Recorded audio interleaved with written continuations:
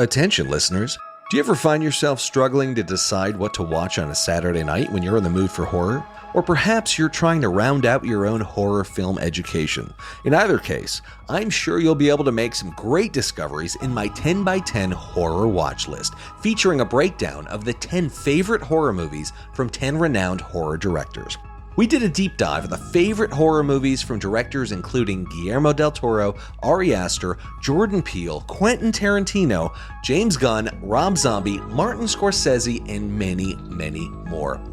Here you'll find a collection of each director's favorite horror movies, along with quotes about what they appreciated about the films, all in an easy-to-reference PDF that you can download absolutely free. Featuring a mix of well-worn classics and deep cuts, hopefully you'll discover some overlooked gems and look at old classics through new lenses. Download the 10 by 10 horror watch list for free by visiting nicktaylor.com/horror guide. That's nicktaylor.com/horror guide.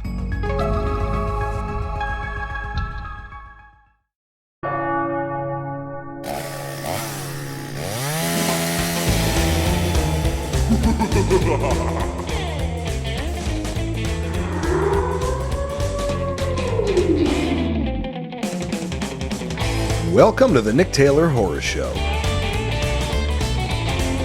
As always, each episode of the Nick Taylor Horror Show explores how today's horror filmmakers are getting their movies made while deconstructing their methods and career strategies into practical insights that you can use on your own horror filmmaking journey.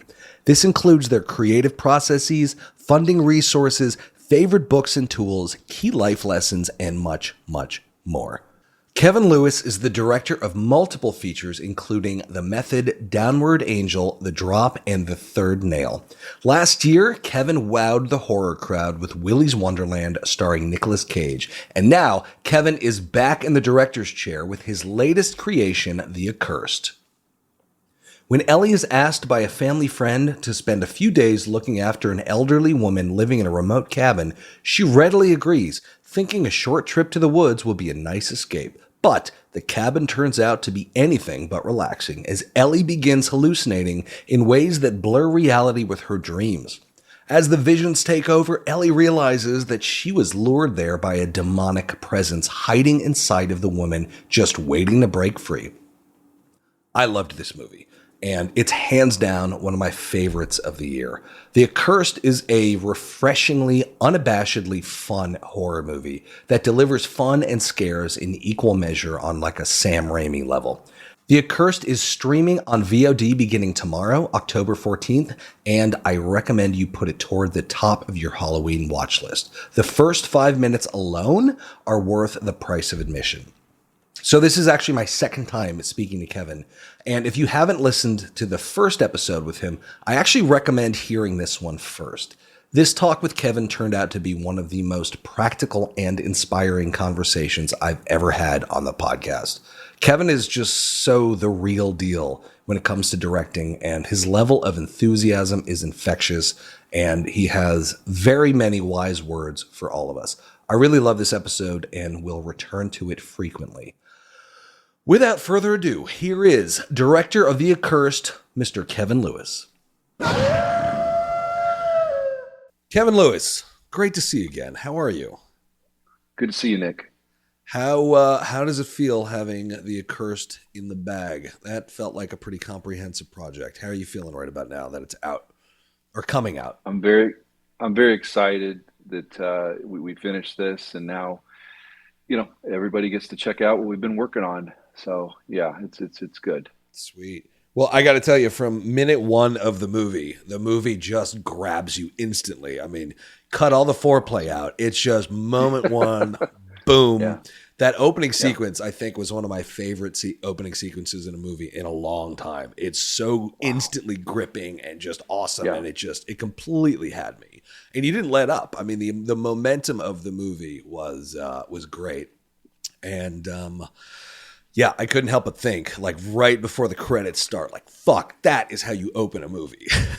Well, Nick, it's interesting you said that, because that's what got me wanting to make the film. I read Rob Kennedy's script. I read the first 7 pages. George Lee, a producer on the film, gave me the script. And I read the first 7 pages and I was like, I got to make this movie. Whoa. It's just like I got to do this film. I just love that whole opening, and that's really pushed me to make that movie. That Wow. first seven minutes. So that whole thing about how you need to grab your reader within the first like 10 pages is actually Mhm. true, because it's what got Yeah, this movie made, or got your attention on the movie yeah, for sure. yeah, for sure. When I read that, and the script delivered the whole way through, but when I read that, I was like, wow, it's like a mini short film unto itself, Yeah. because it's a separate story, and then we go into Ellie and Beth's story, and then the journey, and then it all ties into it. But it was its own little mini movie, but it made sense thematically because at the third act we're going to go back there, right? Yeah.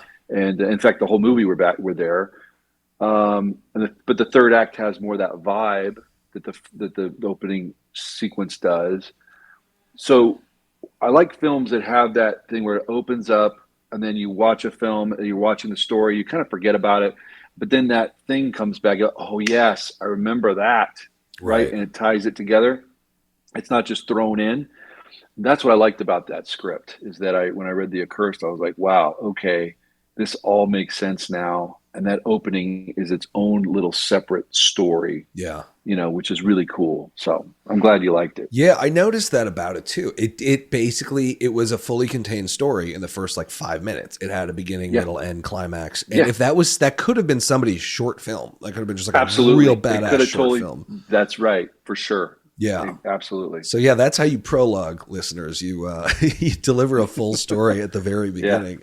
Well, I Yeah. mean, the other thing I noticed about the movie that was so refreshing, you're bringing fun back into horror. I mean, the movie was a lot of fun. It's like a roller coaster ride. And I mean, Mhm. I don't mean to knock horror movies that, rely on, more brooding tones and slow burns and things like that. I enjoy those for sure. But this was just like, Barbarian was kind of similar. It took a minute, Yeah. but Yeah. I mean, I feel like fun is coming back into cinema kind of in horror, kind of in the Yeah. Sam Raimi kind of a Yeah. way. Yeah. Well, with Willie's, it was a fun movie from beginning to end. This one, I want to do a little bit more of a serious tone, a little bit more darker, things like that, but still have that cinematic fun vibe to it, but it is more of a heavy subject matter, but that's cool. I'm glad you like that. Yeah.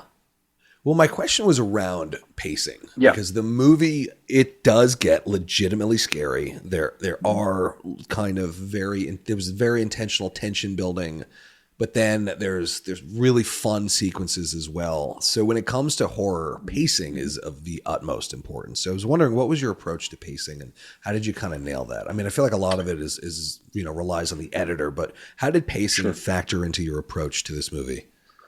Well, the whole idea is, right, you got to go on with the journey with the characters and what they're experiencing. And I wanted to feel real. I wanted to feel that we wanted to get into Ellie's skin and what she was experiencing as the audience. And then the whole thing with the mother thing that's going on with her, that I wanted to hint at that and then and build to that. So it's all kind of about building. It's kind of like, it's like tension and release, right? So I kind of went through the script. It's interesting you're saying about pacing, because I went through the script and I kind of check marked the scares. Mm, Not that they're going to be jump scares like the cat coming out through the closet stuff, right. because that's never the script and that's not what I wanted to do. I wanted to make more of an emotional, moody, tone, thick movie that had a disturbing and kind of unsettling tone from the get, and it Mhm. never let up. I like that. I like atmosphere, and so that's what I really want to inject in the script. So I went through the script and I kind of just said, okay, this is scary moment, this scary moment, this. Okay, that in the beginning, the script, the mom, you never saw her; it was just the voice. But we're in showing and not telling, right? Right. That's movies. It's visual. So the idea is, let's inject the mom a little bit more. So kind of going back and say, okay, is this too much? There's sometimes you can just go way too much and just wear an audience out and Right. exhaust them. And I didn't want to do that, but I wanted them to keep up with the pace and the story. So it's a lot of ebbs and flows, but I wanted that one tone of just kind of dread through the whole film. And I feel we got that. Yeah, for sure. But I Yeah. feel like you were able to balance so many things. I mean, there was scares, there Yeah. was a lot of fun. It Yeah. didn't seem to be intentionally humorous, but there's like a kind of go back to Sam Raimi. There's like an undercurrent of humor without it Yeah. trying to be funny, but it Yeah. also gets very dramatic at the same time. I mean, there Yeah. was you mixed and matched everything beautifully. I mean, I Yeah. gotta say, like there's a real sophisticated balance of all of those ingredients. Great. How intentional was all of that, or did it all just kind of come together? Well, you know what's funny? So when I decided to do the movie and we started it, I remember putting something on my Instagram page, and I had like the three men and the baby, but it was Sam Raimi, Dario Argento, and James Wan, and then they had a demon baby. And when I read that script, I just felt like a little bit of this, a little bit of that, a dash of this, a dash of that, you know. And it's an old ghost story, right? And it's got kind of a '70s vintage horror. I love those movies of like, of course, The Exorcist, Rosemary's Baby, The Changeling, The Omen. So I wanted to make more kind of a grounded horror movie in Hmm. that vibe, but keep that cinematic fun, like you said, a little bit, you know. And because of course, with Willy's, but I just didn't want to. This is not Willy's Wonderland. This is a completely different animal, you Yeah. know. So yeah, it is about the balance and tone, and you've got to strike the right balance. Working with the actors was great too because it was like, okay, we can cut this line off because you can say this in a look. You can do this. The actors were fantastic because they got the two Sarahs, Sarah Gray and Sarah DeMont. They became really good friends, and they would be talking, and you'd walk in. I swear, Nick, you'd walk in and be like, "Oh, they're just having a conversation." The two Sarahs, no, they're reading their lines. They're running their Wow. lines. Like they just got that.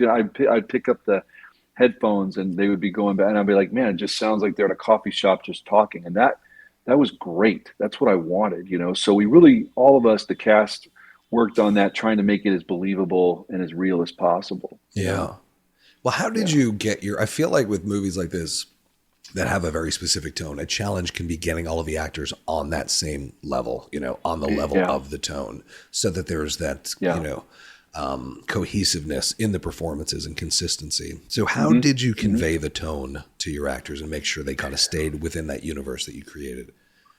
I kept using the word elegant. I wanted to make like an elegant horror film. I wanted to make a movie that really was unnerving and it got to psychology and to the core of kind of what makes us tick. Because I think horror movies are dramas, but they're just dark dramas. They throw supernatural elements in, or Hmm. maybe a hacker slash or whatever. But at the end of the day, it's about the human condition. Right. So I knew that if we get the human condition, if we get these characters, and it's about the sins of the mothers or visit on the daughters. If we can get that and we can believe that and stuff, I have a movie. So whether you have the magic in or the magic out, the because it's funny, the opening sequence was definitely, it was more visceral, and I wanted to make it more visceral. I wanted to make it definitely more Evil Dead, camera flying in and things like that. Of course, on a restrained schedule shooting a movie, sometimes it's tough to do that and you've got to pick your battles. But there's also kind of a Harry Potter element to it. It was like, take this magic elixir and do this and that. But that was great and I loved it. But I knew I broke the props hearts, actually, the prop people's hearts, because Madeline, she was fantastic because she'd come to me, she's like, okay, I got this, I got that. I'm like, oh, cutting that, we're going to do it this way because I didn't have time. Right. Hmm. But I knew at the end of the day, it's about those characters. It's about what's going on. And if I could gotta concentrate on that. So I it was more kind of a Harry Potter vibe to it, Hmm. the opening and through the movie, right? But I was like, okay, we don't need that. I can save this. I think as a director, as a filmmaker, you just got to know what's important. Right. You've got to go, especially on a budget, and time schedule, making indie movies. You don't have the luxury of a studio. It's just amazing to me. Back in the day, you can sit for a whole day on a shoot and wait till the sun goes down to get one shot. I mean, Right. I wouldn't imagine. It's like our budget on this movie, was the freaking catering budget for Top Gun in a day. You know what I Right. mean? Like Right. it's just like it marvels. So you just got to be fast and quick and figure out. So with the actors, they were all wonderful, and I sent them emails telling them about the story and the characters. And Mina asked me something interesting. She's like, "Is there any character in film or something that Alma that you can relate and compare. And I said, Nurse Ratched. Oh, wow. I just felt that was like the vibe, because Nurse Ratched is like, she's crazy, but she believes she's right, and she's on this path, and she's never going to give up, right? And I always thought that Alma was the kind of person that, like, you're having a you know, one of those parties where everyone's mingling and having a good time, Yeah. and you got that one person that comes in and they're like the outer circle, and like they're trying to get into the inner circle, and then everybody get that kind of creepy, weird vibe, and then people kind of disperse. You know? Right. Like that's Alma. Like that was Alma to me, you know. Wow. So I was just trying to get. So you're asking like, how did I get that? Like I was just trying the actors about Elly and the purity, you know, and it's like, you know, she's kind of naive, you know, and it's like, yeah, you know, you look at a movie like this and it's like, don't go to the cabin, you know, the bad thing's going to happen to the cabin. But people do that all the time, Yeah. you know, they especially when you're younger, right? So just trying to tap into that. And Beth is like her best friend and just unwavering and just loyal, you know. And what's interesting about that is I like the idea that they didn't talk about boyfriends. Right. They didn't talk about, you know, things. You could make the argument that maybe Beth has a crush on Elly or vice versa, or maybe they did, or they're going to. I mean, I don't know. You could do that. You could just, they're friends. Like there's a lot to read into it. Yeah. And as an audience member, I've always liked that, you know? So anyways, I just explained that to all the actors involved and kind of wanted to hear what they had to say, got their feedback. And we thought about it and talked about it in depth, you know? Yeah. So. And it was also great to see Mina Suvari again. I feel like I haven't seen her in a minute. Oh, man. She's so great. You know, she was kind of, you know, you had this two Sarahs hanging out, whatever, but then you had Mina on the side, and she's just doing her own thing, you know, because Alma is the outcast and whatever. And she had these like Nazi boots on and stuff, and she would just get into it. Yeah. And it was so inspirational to see her performance, because she would just go for it, man. And that's what she told me. She's like, I really want to go for it on this. I'm like, that's great. Let's do it. You know? So it was cool. That's awesome. That's what you want in an actress. That's amazing. So how did this movie come about? How did this movie get on your radar? How did the movie happen? So a good friend of mine, producer George Lee, brought it to me, and he and his partner Marcus Englefield, they were going to produce it along with Jeremy Ross. So three producers and myself, and we started a company called Blood Red on it to make horror movies. And George brought me that script, and I read it and I loved it. And I talked to Rob, the writer, and he was excited to get it going, and I just really was passionate about it, you know. And from that on, I was like, we got to make this film, you know, and we just pushed it along. You know, we were going to shoot in Buffalo, and turned out we did Savannah, which I was really happy with, because it's got that vibe. Oh yeah. You know, of that kind of haunted horror vibe, old school. Those weeping willows and that thick.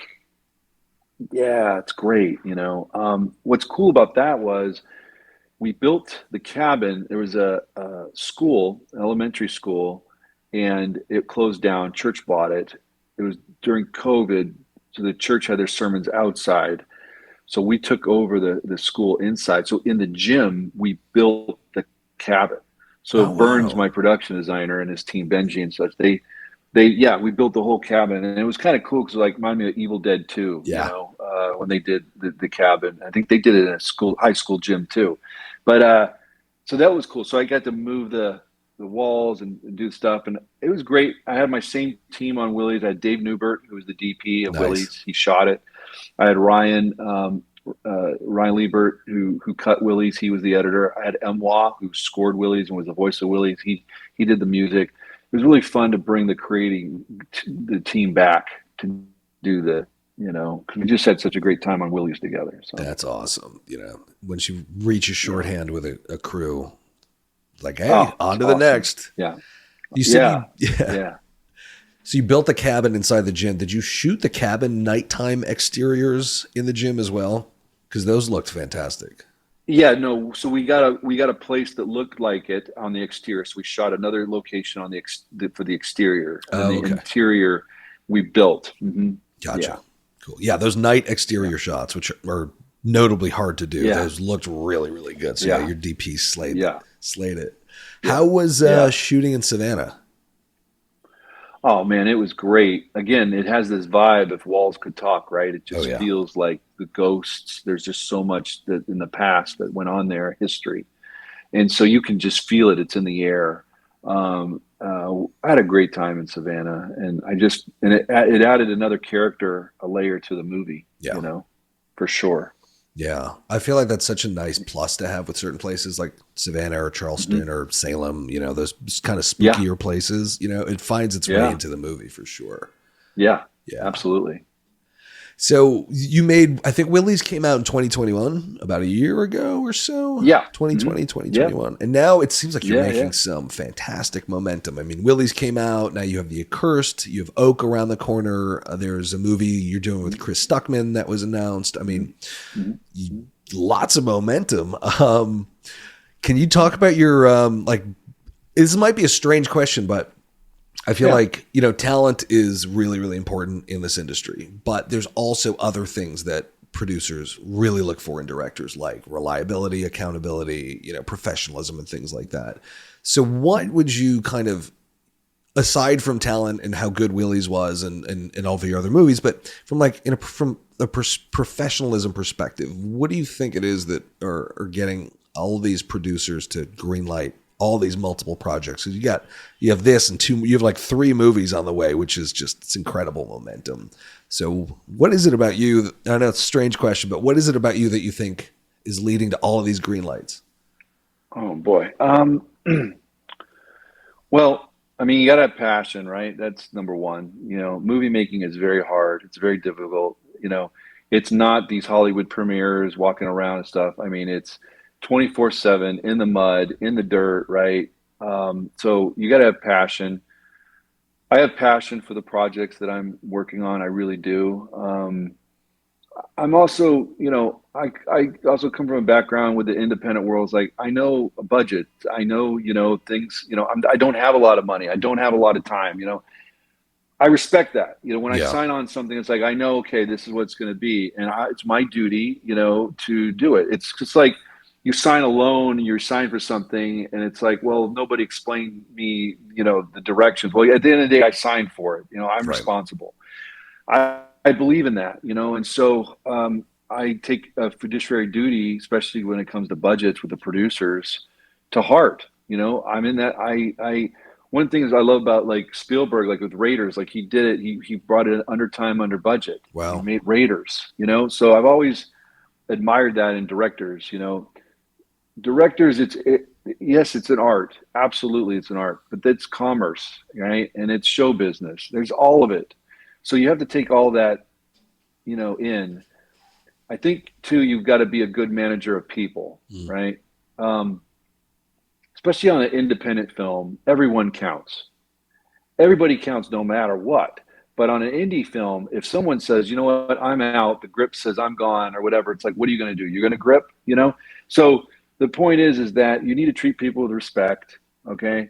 And you all have to work towards a singular goal, a goal that you're the captain of the ship, yes, but everyone's there to support you and help you. And you have to convey, I believe, that message and that goal to people so they get it and they're on that board with you. The Mhm. worst is when you have conflicting, ideas and when it's like, well, wait a minute, you didn't tell me that, So there's a lot of preparation that goes into making these films because time is money, Right. and it's like I always like to talk about Willy's. It's like the shot, when the pop can shot when he puts the pop in the fridge. Well, Hmm. if I just showed up that day to say, let's go shoot that, I had this vision, I want to do that. It's like, well, we have to saw the back of the fridge out, we got to light it. So it's like, well, I can't do that in the days I have. So, but if I prep it and tell them weeks before or something like, this is best specific to me, can you get this done? So preparation is key, Yeah. and communication. At the end of the day, it's about communication, and it's communicating your vision, your ideas, and listening to the others, listening to your actors, listening to the producers, Yeah. not just saying, I've got this. This is what we're doing. No, directing is not a dictatorship. You know, it's a team sport. It really is. Yeah. And you need a great producing team. I had a great producing team on this.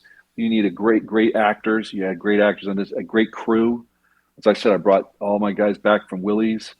you got to depend on these people, right? All Yeah. working towards something. So, yeah, I'd say definitely preparation, communication, and listening are very big things that you need to be a filmmaker in the indie world for sure. You Yeah. know? Well, that's huge. Well, one thing I like to ask directors, because I feel like this is very pertinent in the indie filmmaking world, when you're working with limited budgets and a lot Yeah, of potential for overtime and people yeah, doing multiple jobs and more than what they're paid for. How do you kind of balance that as a director, not being a dictator, but not being a pushover? You know, I feel like it's yeah, such a yeah, razor's edge because I think if you're like yeah, too cool of a guy and too fun, then you could, people yep, could, walk all over you. But if you're too much of a dictator, then yes. they'll tune you right out. How do you approach that balance? Yeah, you're absolutely right. I think it's human nature to push the limits sometime, right? Right. So if someone's if someone they're going to push to see how far you can get. But to me, you always have to have a threshold. It's like, look, Mm, yeah, you'll push me here, but at this point, no, and you have to be firm. You have to just say like, this is what we need to do. Is it, and also own it.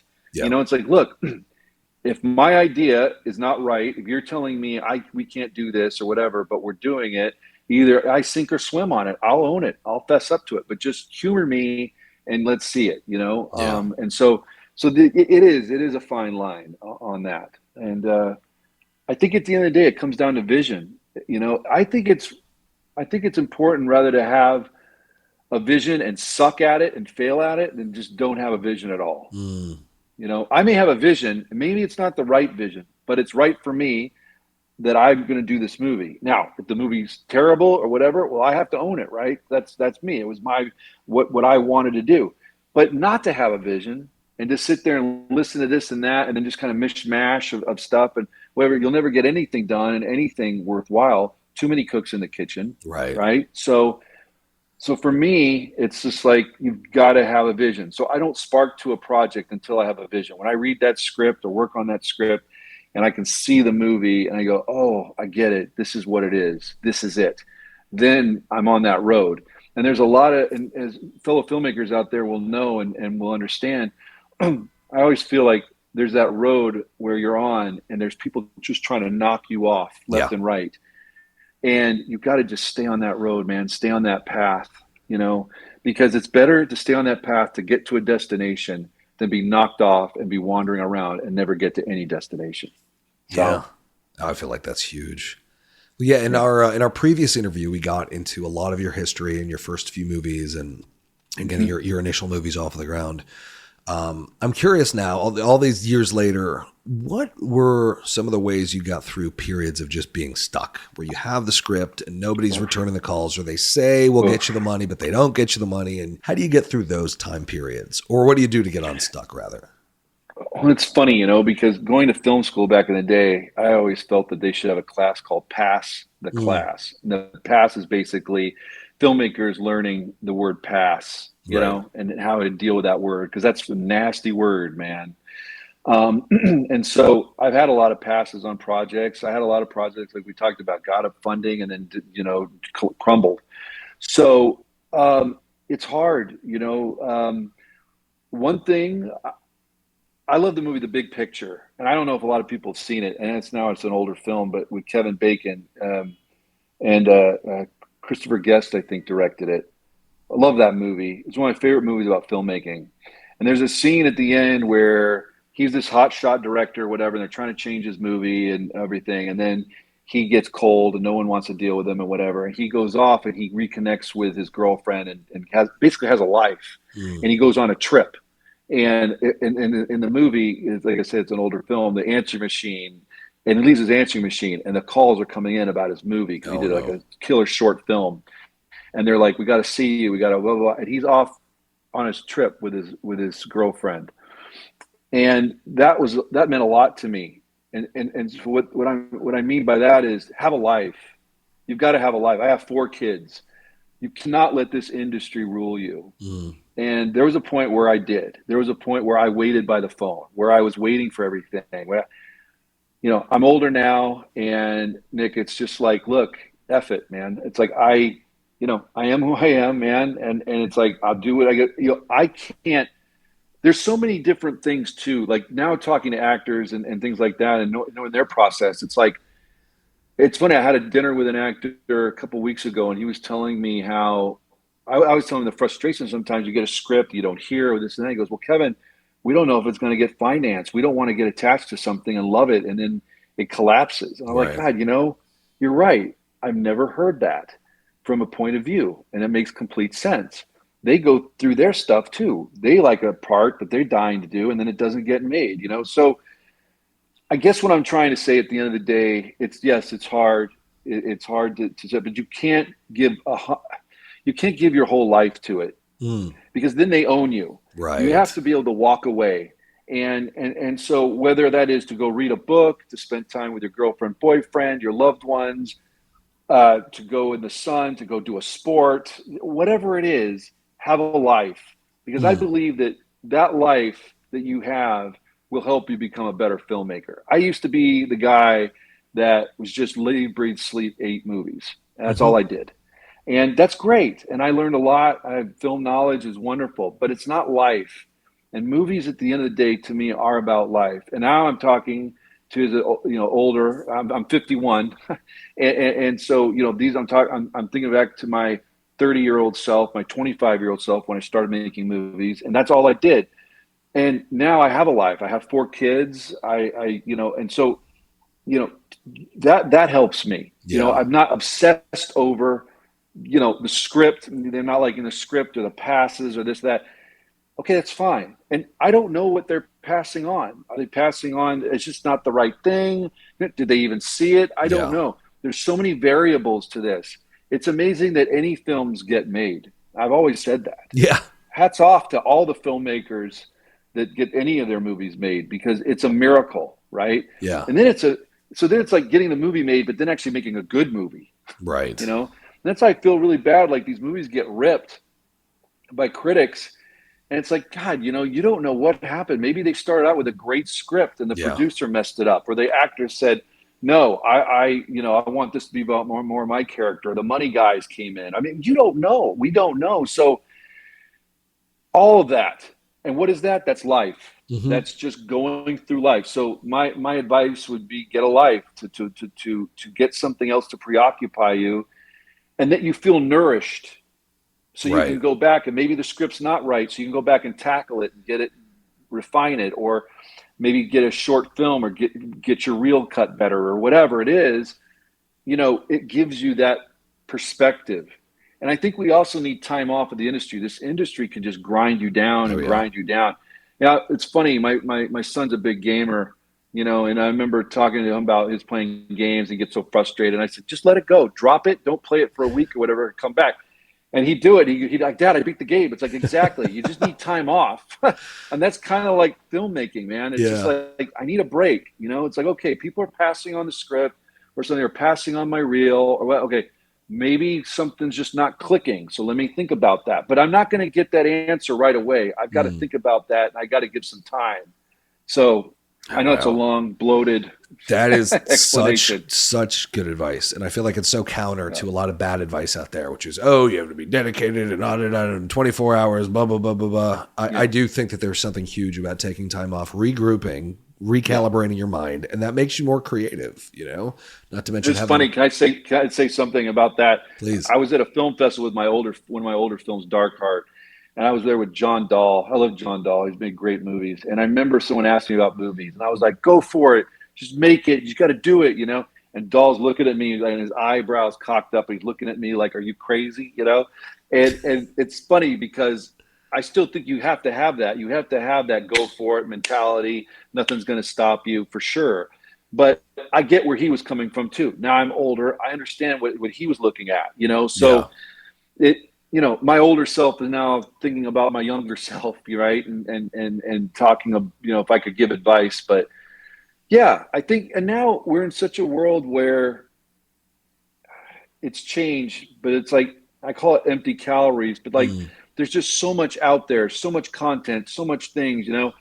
Movies are coming out a dime a dozen, video games, all this stuff. There's so much to get our attention. And sometimes we just need to focus attention on ourselves and get centered and Yeah. kind of just cut the noise away for a little bit, and put the phone down. And my son went to a trip. He's a senior in high school. He went to this senior trip last week, and they didn't bring the phones. And he was like, I don't know how Nice. I'm going to deal with my phone, not have my phone and all the guys. And it was like, it was liberating, Yeah. And so I think that's what we need to do a little bit, is just kind of get centered and think about things. Because movie making, it's very hard, physically, mentally exhausting, and you've got to do something you love, man. You've got to have passion in that story that you want to tell, Yeah. to get through it, so Yeah. That's enormous. That's really huge. Is there anything that you'll put your screenplays or stories through, either theory or making sure it adheres to like the hero's journey or something, or do you just mostly ride on instinct? instinct. And then I have friends that I send it to, and I get their opinions, and I really treasure their opinions and their foresight, their knowledge. Um, I really, I've got a close group of friends that I really care about, and I value their friendship, and I value their opinions, and I value their talent and honesty. Yeah. Honesty. They'll tell me, Kevin, this is crazy, or it was like, or do you think about this, or So I like to do that. Um, Usually, it's a script if I can see it, if I read it, and I can envision it Hmm. really well. I'm like, okay, now I'm hooked. Yeah. And that's the thing, right? Because as artists, it's like, we kind of have our emotions on our sleeves, and you can get taken advantage of in this industry with that, right? Because it's the motion picture industry. And so, what I was telling you about the actor, how, well, they read the script and they loved it, but they don't know if it's going to get financed, so they don't want to read it because they don't want, I get it, So Right. we're, we're an emotional industry where it's like, I have to be passionate about this script I'm going to do because it's so hard physically and mentally. I can't take a job to say, yeah, okay, yeah, whatever, I'll do. I'm not going to do a good job. I Right. won't.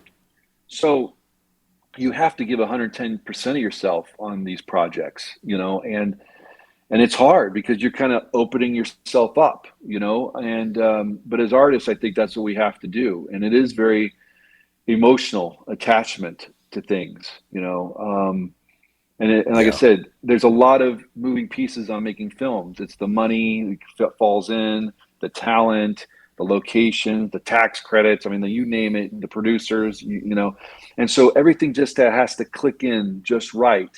And again, movie making is a team. It's not a solo sport at Yeah. all. And you got to find a good team. That adheres to your vision, that you guys are on board making the same movie, because that's the worst thing, is you're working on something and then your teammate goes, no, I don't see it that way. It's like, Mm. okay. And it's just like, playing football or something, and it's like, no, we're not going to do that pass, we're not going to do that play. And it's like, well, wait a minute, Right. okay, what are we doing here, and then they miss the pass. So it's a team sport, you Yeah. know No, that makes all the sense in the world. Were there, in the last interview I think we talked a little bit about like autobiographies of other directors and filmmakers. Were there any in hmm particular, whether they were actual books or autobiographies or just other filmmakers, directors, producers that you were able to sort of model your career after, or that were really meaningful for your career journey? hmm Well, I mean, the directors I love is like, Sam Raimi, and Darren Aronofsky, and Ridley Scott, Danny Boyle. Those are guys I love, and I just love their films, and I'll see anything they do. I think everybody has their own journey. Yeah. Mine's interesting because I started out in college. Right out of college, I made movies. At that time, I made movies, and we talked about it before, but my movie sold a blockbuster back then, and that was a big deal, right? Yeah. And then I kind of went on projects that didn't happen for some reason or another, and it was so frustrating, and I just kind of stepped away from it a little bit. And Willy's got me back in the game, which I'll always be grateful for. The producer Jeremy Davis, who brought me the script, Mm. and but what's cool is I got back in the game, but I had a new knowledge. I was older, a little wiser, and so I came at it with a different perspective. And things have changed. The business has definitely changed, but it's kind of cool that I have that. I mean, all my movies back in the day were shot on 35 film. You know what I mean? Like, it's just that's like archaic at the point in itself. Either you Tarantino or Scorsese, or you're not doing film, or Nolan, right? Right. So, you know, coming at with this new kind of, I say, attitude, or, experience, I feel has really helped me a lot. And it shows you too that it's never too late, and you never know what's going to happen. If you would have told me 5 years ago you're going to do Willy's Wonderland with Nicolas Cage, I'd have been like, whatever. But it did. It happened. Yeah. And so I feel like, it's kind of like I'm on my second leg of the tour. You know what I mean? Like, I did my first tour, and now I'm coming back, and I'm bigger, stronger, faster than ever. You know what I mean? Right. And so it can always, you never give up. You never give up your dreams. You never give up. Maybe you have to put them aside a little bit and take some time, and that's fine. But you never give up, and I'm a testament to it. If I gave up, then I would not be here right now. Yeah. Right. Yeah. So I had a long break and everything, but in a way it was good. And I also think too, having kids, I get to see the youth. I'm more tapped into that than I'm just, you know what I mean? Like, you get older, and it's like you're kind of just listening to your own music that you grew up with, Right. and you're not really open to anything. And I feel like I'm more open than ever because I have kids, and I'm really excited to, like, what they bring me or what they tell me. Sometimes I go, you got to be kidding me. But trying to make filmmaking and tackle it with that youthful zest, that Right. zeal that I used to have, and finding that. And then I think I still do. The Accursed was very hard.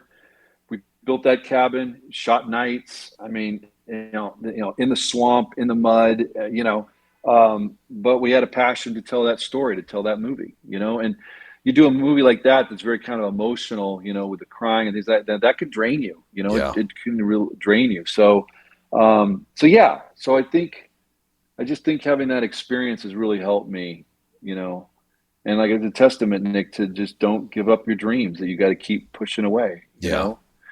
It's easy for people to say no. It's hard to say yes, but there's always that one yes. All you need is one yes. And that's the hope we all live in, right? As filmmakers, it's like, we just need that one. You just need that one person that has that power to say yes or whatever. And you're off to the races, and that's kind of the gas that fuels the tank, right? Yeah. Wow. Well, on that note, Kevin, this has been a tremendous interview. Thank you so much. Oh, thanks, Nick. Thank you for having me back again. I really appreciate it. My pleasure. Let's do it again when Oak comes out. Sounds good to me, buddy. Cool, man. Thank you again. Okay.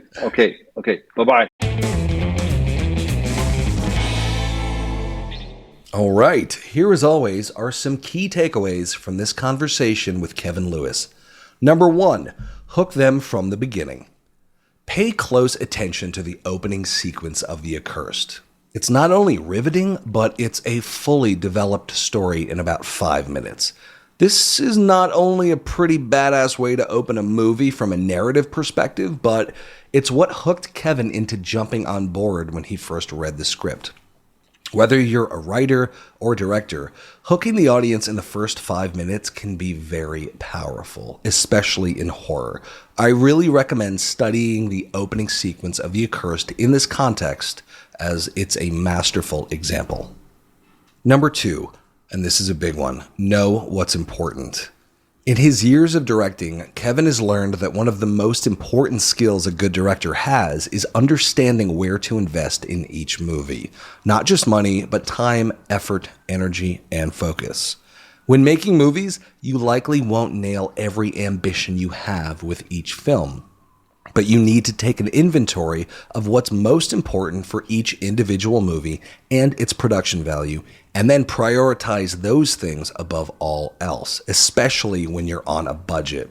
To not do that makes you subject to being spread too thin and your movie being flat. If you get just a few things really right on your movie, your audience will likely forgive just about everything else. But it's important to know what those things are that will make the most impact. There's that saying, if you chase two rabbits, you won't catch either one. Don't try to nail everything on every movie. Figure out what's most important and focus obsessively on those things. Number 3, another big one, live your life.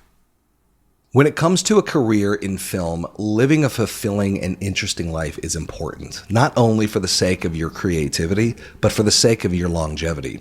As Kevin stated, the movie industry is tough and ruthless, and if you let it rule your life, it will run you into the ground and burn you out. At age 51, Kevin is having his heyday with a killer 1-2 punch between Willy's Wonderland and now The Accursed, and multiple more movies on the way. Kevin is also a father of 4 and has lived his life his own way without letting the industry wear him into the ground. In other words, he didn't feel the need to sell his soul to Hollywood and sacrifice what mattered to him most. And I think that's a huge lesson. Clearly, it's critical to be obsessively dedicated to your filmmaking craft, but detaching from this very grueling industry will not only re-energize you, but make you less desperate and more likely for your mind to be open and objective enough to put your best work into your project. Anyway, thank you as always for listening. If you want to hear more from Kevin, go back and check out episode 72, which is way more comprehensive about Kevin's backstory and the making of Willy's Wonderland. Also, don't forget to check out The Accursed, streaming on VOD beginning tomorrow, October 14th. I promise you will not be disappointed. Thank you as always for listening. If you enjoy this episode, why not share it with your friends and family on social media? Don't forget to follow the show on Instagram at I'm Nick Taylor, that's I am Nick Taylor, and on Twitter at the same handle. Thanks again for listening to The Nick Taylor Horror Show.